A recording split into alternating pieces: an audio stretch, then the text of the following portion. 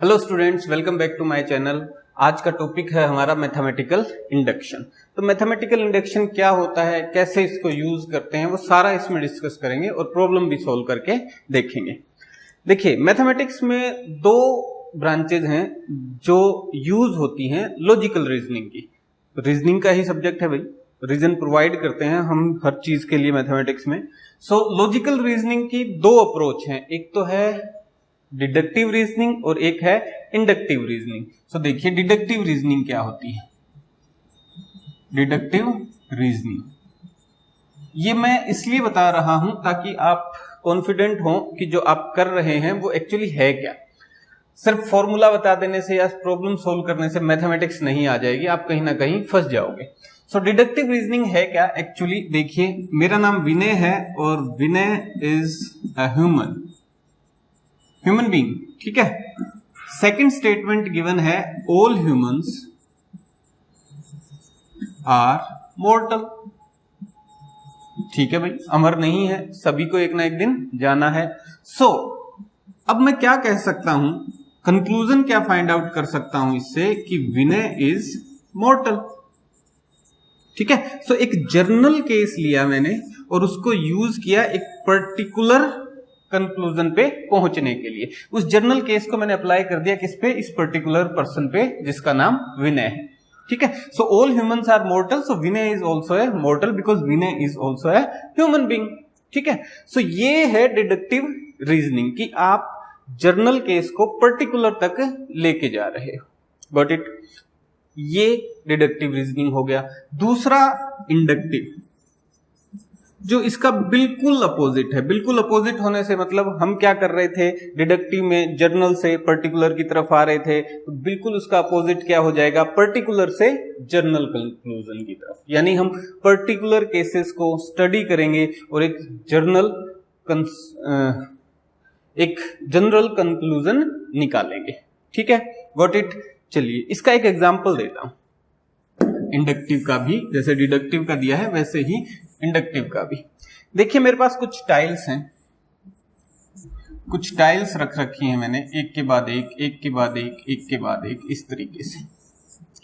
ठीक है, और इसको ध्यान से देखिएगा, ये सभी टाइलें गिर जाएंगी। इसके लिए क्या जानना जरूरी है मेरे लिए। सो फर्स्ट ये कि फर्स्ट टाइल्स फॉल्स। मान लो इस डायरेक्शन में मैं इसको धक्का देता हूं, पहली टाइल गिर जाती है, तो ये मेरे लिए जानना जरूरी है। सभी गिरनी है, ठीक है। मैं कह रहा हूं कि सभी टाइल्स गिरेंगी। 100% मैं कैसे श्योर हो सकता हूं कि ये सभी गिरेंगी, उसके लिए मुझे क्या चाहिए, क्या क्या चीजें जानना जरूरी है। सो पहली चीज है कि फर्स्ट टाइल जो है वो गिरे। दूसरा, इफ एनी टाइल फॉल्स, कोई भी टाइल इनमें से अगर गिरती है तो इट्स सक्सेसर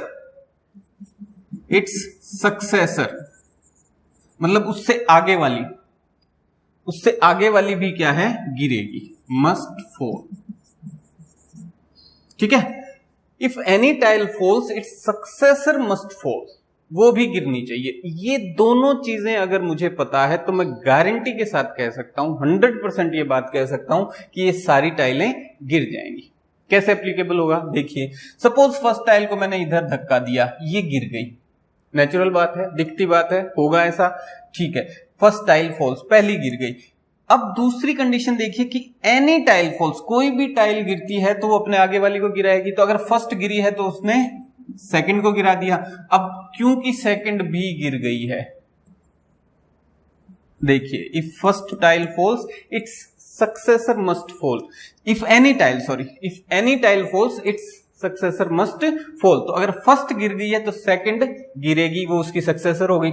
सेकंड अगर गिर गई, इफ एनी टाइल फॉल्स, उसका सक्सेसर भी गिरेगा, यानी थर्ड भी गिरेगी।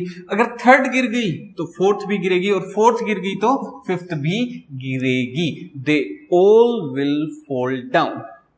सिंपल सी बात है। ठीक है। सो एक पर्टिकुलर चीज को स्टडी किया हमने, पर्टिकुलर ही है ये भी कि कोई एक टाइल अगर गिरती है तो उसकी सक्सेसर भी गिरेगी, और इसको अप्लाई कर दिया इन सब पे और कंक्लूजन निकाला कि ये सभी क्या है, गिर जाएंगी। This is inductive reasoning. Clear है? ठीक है। डिडक्टिव और इंडक्टिव रीजनिंग क्या है वो हमने देख लिया। अब इसको अप्लाई मैथमेटिकल इंडक्शन पे कैसे करेंगे, देखिए इसको मैं यहीं रहने देता हूं, हमें इसका यूज करना है। सपोज फॉर्मूले जैसे आप जानते होंगे या आज जान लीजिए कि मैथमेटिक्स में जो फॉर्मूले होते हैं वो एक्चुअली एक पैटर्न होता है जिसको फॉर्मूले की फॉर्म में लिखा जाता है। सपोज 1 है equals to 1,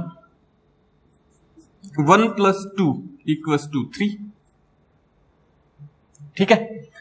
1 plus 2 plus 3 equals to कितना हो जाएगा 6, 1 प्लस 2 प्लस 3 प्लस 4 कितना हो गया 10, ठीक है। ये सम आ रहा है मेरे पास नेचुरल नंबर्स का। तो देखिए यहां एक ही नेचुरल नंबर था, एक ही आ गया मेरे पास। 2 नेचुरल नंबर थे तो मेरे पास आंसर 3 आ गया। इस 3 आंसर को मैं कैसे लिख सकता हूं, n into n plus 1 divide by 2।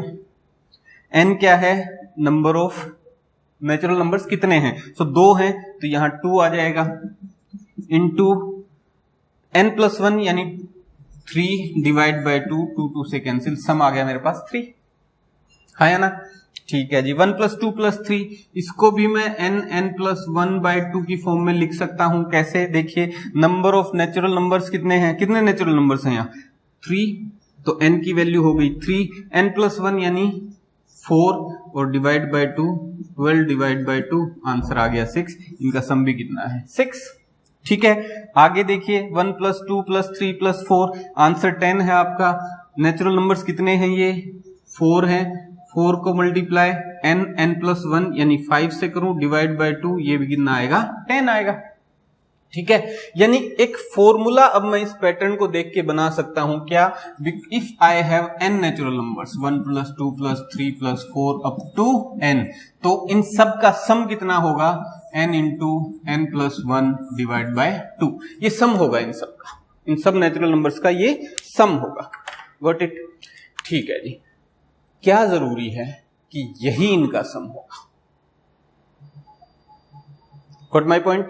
इसको वेरीफाई तो कर सकता हूं, देखिए मैंने 1 के लिए इसको वेरीफाई कर दिया, तो 1 के लिए वेरीफाई कीजिए n प्लस 1 डिवाइड बाय 2, तो n की वैल्यू है 1, एक ही नेचुरल नंबर है, मल्टीप्लाई n प्लस 1 यानी 1 प्लस 1 2 डिवाइड बाय 2, आंसर आ गया 1, कोई दिक्कत नहीं है। मैंने इसको 2 नेचुरल नंबर्स के लिए भी वेरीफाई कर दिया, ये वेरिफिकेशन है, मैं सिर्फ वेरीफाई कर रहा हूं। मैंने 3 के लिए भी वेरीफाई कर दिया, मैंने 4 के लिए भी वेरीफाई कर दिया, but there are infinite natural numbers. तो क्या मैं सभी के लिए वेरीफाई करके देखूं, नहीं, पॉसिबल नहीं है। पूरी जिंदगी मैं लगा रहूं और मेरी आने वाली पुश्तें लगी रहें, पुश्तें नहीं, नस्लें, पुश्तें पिछली होती हैं, ठीक है, नस्लें लगी रहें, तो भी इसको मैं सभी नंबर्स को वेरीफाई नहीं कर सकता, because natural numbers are infinite, खत्म ही नहीं होंगे। ओके, तो ये कैसे श्योरिटी से मैं कह सकता हूं कि मुझे n नेचुरल नंबर्स का जो सम है वो इस फॉर्मूले से मिल जाएगा। तो यहां जरूरत पड़ती है मैथमेटिकल इंडक्शन की। अब यूज क्या करेंगे हम, कोई पर्टिकुलर केस देखेंगे, first tile falls, if any tile falls its successor must fall, ठीक है। तो ये कुछ पर्टिकुलर चीजें हैं जो हम स्टडी करेंगे इसको प्रूव करने के लिए। तो देखिए मैथमेटिकल इंडक्शन का प्रूफ कैसे प्रोवाइड किया जाता है। सबसे पहले हम क्या करेंगे, ये कोई स्टेटमेंट है P ऑफ n की फॉर्म में लिखा हुआ है, n is a natural number, ठीक है। सो P ऑफ 1 इज ट्रू, यानी एक पर्टिकुलर केस 1 के लिए, अगर 1 से शुरू हो रहा है तो इससे ज्यादा भी हो सकता है। सपोज हो सकता है कोई स्टेटमेंट आपको ऐसा गिवन हो जो 4 से शुरू होता हो, यानी या 5 से शुरू होता हो, n इज ग्रेटर देन और इक्वल्स टू 5, तो आप क्या कैलकुलेट करेंगे, वहां पे P5 कैलकुलेट करेंगे। सो P5 इज ट्रू, ठीक है। ये देखेंगे सबसे पहले, मतलब उस रिलेशन में जहां जहां n है उस जगह 1 पुट करके आप देखेंगे कि left hand side right hand side के इक्वल है या फिर नहीं है। ये मैं एग्जांपल भी दे रहा हूं और समझा भी रहा हूं आपको, दोनों काम एक साथ चल रहे हैं, ठीक है। सो पहले हम क्या चेक करेंगे, P1 इज ट्रू, n की जगह एक पर्टिकुलर वैल्यू पुट की और left hand side equal to right hand side आती है या नहीं, ये चेक करेंगे। गॉट इट, ठीक है जी। उसके बाद क्या करेंगे, if Pk is true, Pk मतलब कोई टाइल, जैसे यहां हम यूज कर रहे थे ना, इफ एनी टाइल फॉल्स, कोई टाइल फॉल कर रही है, यानी कोई n की वैल्यू है k और वो ट्रू है, इफ इट इज ट्रू, ठीक है, ये यूं नहीं कह रहा कि वो pk इज ट्रू है, if it is true, if pk is true then necessarily pk plus 1 must also be true, ठीक है, pk प्लस 1 भी क्या होना चाहिए, ट्रू होना चाहिए, कैपिटल P यूज कर रहा हूं, ठीक है, बात समझ आई। इस एग्जाम्पल को मैं इस पे अप्लाई कर रहा हूं, ठीक है, हमें ये फॉर्मूला मिला, एक पैटर्न हमने ऑब्जर्व किया और हमने उस पैटर्न को फॉर्मूला की शेप में लिख दिया, बट ये 100% सही है, एक्यूरेट है, हमें आंसर एक्यूरेट मिलेगा, उसके लिए हमें इसका प्रूफ चाहिएगा। अब ये प्रूफ तो नहीं मिल रहा, यहां तो वेरिफिकेशन हो रहा है सिर्फ, तो प्रूफ प्रोवाइड करने के लिए हम हेल्प लेंगे मैथमेटिकल इंडक्शन की, और वो अप्लाई कैसे करेंगे, देखिए जैसा कि टाइल के केस में किया था, हमने क्या किया था, फर्स्ट टाइल फॉल्स, ये जानना हमारे लिए जरूरी है, ये सभी टाइलें गिरेंगी, इसके लिए ये जानना जरूरी है कि पहली टाइल गिर गई, दूसरा अगर कोई टाइल गिरती है तो वो अपने सामने वाले को गिराएगी, ये दोनों चीजें अगर हमें पता है तो हम नेसेसरली ये कह सकते हैं, यानी कि कॉन्फिडेंस के साथ ये कह सकते हैं कि ये सारी टाइलें क्या हैं, गिर जाएंगी। गॉट इट, वही मैं यहां अप्लाई कर रहा हूं, ये मेरे पास एक फॉर्मूला है, ये सभी के लिए एप्लीकेबल है, आंसर देगा मुझे 100%, उसके लिए मेरा ये जानना जरूरी है कि ये n की फर्स्ट वैल्यू के लिए ट्रू है, जो भी फर्स्ट वैल्यू हो, अब n की फर्स्ट वैल्यू के लिए भी ये ट्रू है, दूसरा अगर कोई पर्टिकुलर वैल्यू के लिए ये ट्रू है तो उससे अगली के लिए भी क्या होगा, ये ट्रू होना चाहिए, ठीक है, तो दो चीजें अगर मुझे ये पता है तो मैं इसका प्रूफ प्रोवाइड आपको कर सकता हूं, ठीक है, तो देखिए इसका प्रूफ प्रोवाइड करते हैं, कैसे होगा, मैं अब इन चीजों को हटा देता हूं। ये तरीका है मैथमेटिकल इंडक्शन को अप्लाई करने का, ये इंडक्टिव स्टेप कहलाता है, सेकंड वाला जो है वो इंडक्टिव स्टेप कहलाता है, ठीक है, क्योंकि pk अगर ट्रू है तो हम चेक करेंगे pk प्लस 1। ओके, देखिए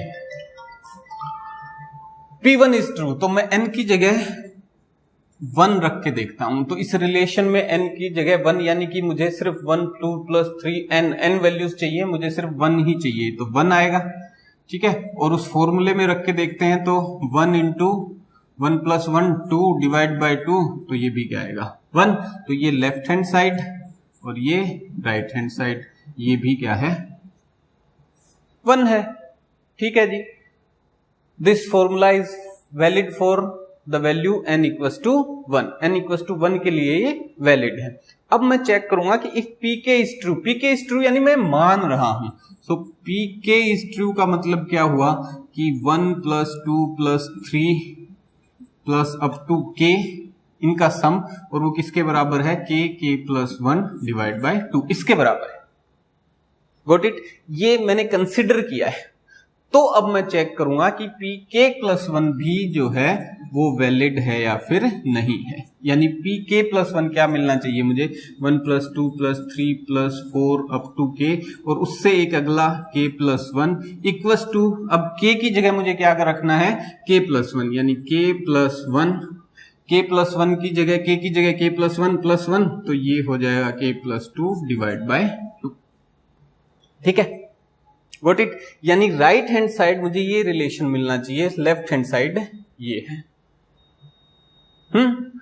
ये ट्रू मैं मान रहा हूं और इसकी ट्रुथ मुझे एस्टेब्लिश करनी है, तो मैं क्या करूंगा, देखिए आंसर शुरू करता हूं इसका, लेफ्ट हैंड साइड ले लेते हैं हम पहले, 1 plus 2 plus 3 plus up to k, ये क्या है, किसके बराबर है, ये मुझे इससे मिल जाएगा, ये है k into k plus 1 divide by 2 के बराबर, प्लस अब इसमें हमने क्या कर दिया, k प्लस 1, ठीक है, तो मैं लेफ्ट हैंड साइड लेके चल रहा हूं, left hand side, right hand side में तो हमें ये रिलेशन मिलना चाहिए, अब तो ये प्रूव करना है बस हमें, तो देखिए इसको प्रूव करते हैं, एलसीएम ले लीजिए 2, तो k into k plus 1 plus 2 times k plus 1 equals to k into k plus 1 plus 2k plus 2 divide by 2 equals to, आगे और सोल्व करते हैं इसको, ये क्या आ जाएगा, k into k, k square या k+1 कॉमन ले लेता हूं ना यार, वो ज्यादा आसान रहेगा।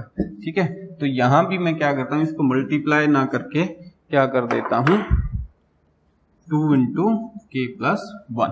ठीक है, सो इक्वल्स टू k+1 कॉमन यहां से भी और यहां से भी बच के आ गया k+2 डिवाइड बाय 2, और ये रिलेशन सेम इसके बराबर है, both are equal. So left hand side is equals to right hand side. So by using principle of mathematical induction मैंने प्रूव कर दिया कि ये P1 के लिए ट्रू है, और अगर Pk के लिए ट्रू है ये, तो Pk+1 के लिए भी ये ट्रू होगा। यानी कि कोई नंबर अब आप रखिए, ठीक है, कोई भी नंबर आप रखिए, आपको ये फॉर्मूला जो है 100% सही आंसर ही देगा। ठीक है, so this is principle of mathematical induction and this is how it is used to solve a problem. ये प्रोसीजर जो मैंने आपको बताया, ये प्रॉब्लम सोल्व करने का भी है, और इसको यूज कैसे करते हैं वो भी मैंने आपको बता दिया, और है क्या ये वो भी आपको इसमें बता दिया है। ठीक है, सो आपको सबसे पहले क्या फाइंड आउट करना है, P1 के लिए ट्रू है, अगर वो 1 से बात बन रही हो तो, 1 से नहीं बन रही हो 2 से 3 से, जहां से भी वो शुरू कर रहा हो उसको यूज करेंगे हम। फिर Pk अगर ट्रू है तो Pk+1 हम उसको प्रूव करेंगे कि हाँ Pk+1 के लिए भी वो ट्रू है।